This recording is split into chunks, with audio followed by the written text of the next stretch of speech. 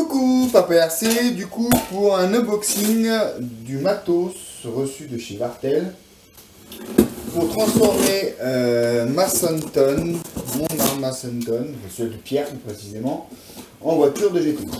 Vous avez vu sur l'essai, c'était pas forcément très concluant avec les réglages faits pour le TT. Bon, ce qui n'est pas une plus grande découverte non plus, mais Pierre voulant aller un peu plus loin sur la piste, et c'est vrai que c'est quand même sympa aussi. Et bien, on va transformer ce bon vieux Sunton qui a quand même pendant un an a déjà bien donné satisfaction et a pris ce qu'il fallait sur un petite retraite, pré-retraite pour la piste où c'est quand même un peu moins sensible. Alors, au programme pour la transformation. Donc, elle est là. J'ai pas tout lavé encore. Vous allez donc, on a enlevé le support de la carreau. On va commencer au programme, on va mettre les amorteaux au plus couché pour avoir moins de roulis possible. On va augmenter l'huile là-dedans, on va baisser la garde au sol. On va faire la même chose devant. On va durcir les diffs.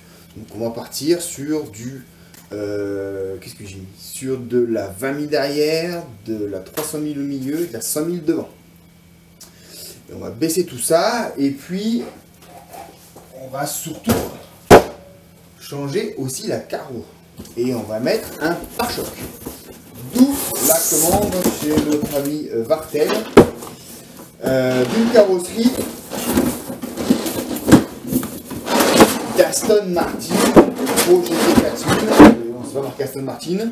Voilà. Allégé. C'est le même fabricant que la Porsche qui est aussi en 333. Voilà, ça fait ça. Il y a de livrets donc dedans la carrosserie bien sûr.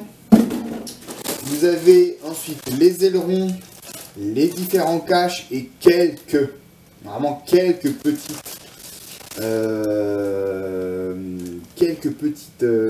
autocollants. Voilà, pour les phares, voilà, c'est ça. Les bouches arrière, les bouches avant, les feux et tous les caches vitres. Donc ça, on va aussi faire un petit tuto de peinture, en espérant pas trop le louper. Ça, c'est une autre affaire.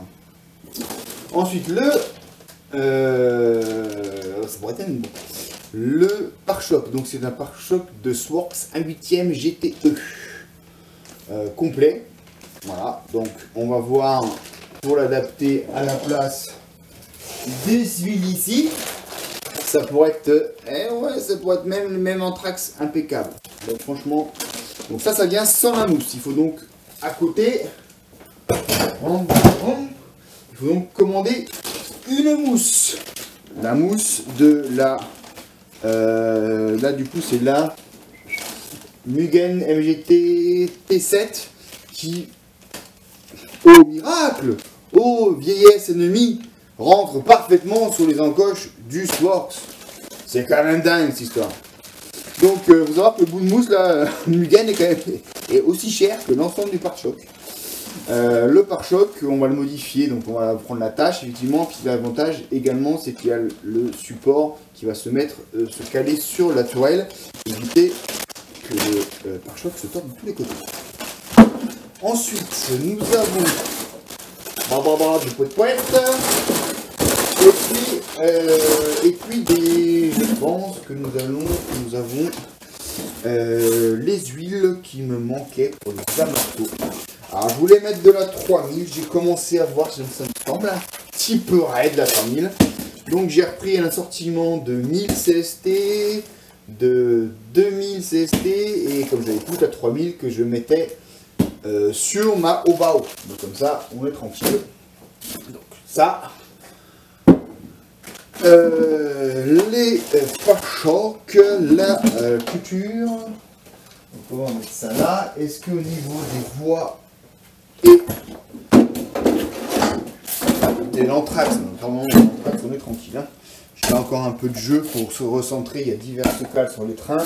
Je peux encore éventuellement le reculer ou l'avancer. Voilà les dons. Alors, au niveau des voies, écoute, ça tomberait pas trop mal. On est un peu dedans au niveau de la largeur de voie. Donc ça peut éventuellement se régler en augmentant les voies à l'avant et à l'arrière, enfin surtout à l'avant. Donc voilà, bon, ça fait un petit peu dedans. Effectivement, la largeur des voies est un peu plus faible. Si on voit, voilà, il y a un bon centimètre. Après, je peux aussi un peu raboter. Voilà. On va essayer de faire ça tranquille. En tout cas, pour l'anthrax, c'est pile poil ça. La largeur de voie, c'est un petit peu, il manque un demi centimètre à l'avant et à l'arrière.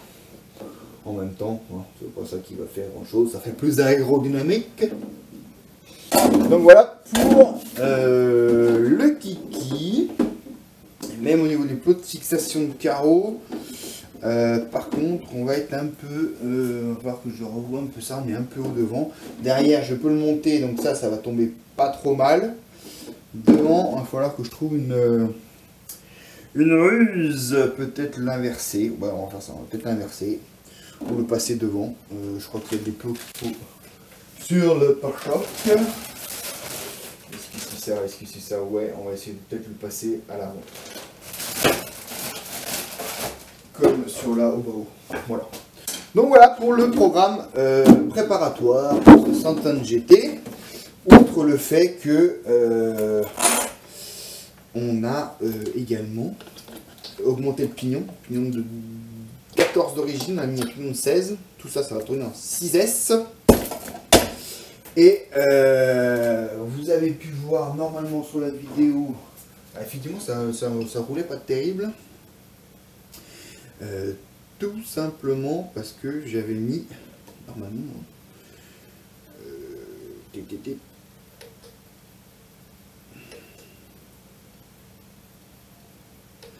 pas les voies à 100 en fait. Donc du coup, ça n'allait pas forcément hyper vite, effectivement. Et autre chose, j'ai remarqué que j'avais grippé les nouveaux roulements étanches face CD là. Alors, je les avais gardés près. Où qu'il est, le kiki, où qu'il est parti. Bon, en tout cas, à l'arrière, les deux, alors l'externe et l'interne de la fusée était complètement grippé, donc ce qui faisait que le train arrière, n'avançait pas non plus. Donc du coup, ça explique aussi un peu la vitesse. Après, c'est pour Pierrot. Je vais pas non plus mettre un truc à 90, juste un truc qui soit roulable, sympathique, endurant. Voilà. Le programme de ce Santon GT. Et pour le Pierrot, il va peut-être en arriver d'un autre qui va être sympathique également. Voilà, messieurs, dames. À plus.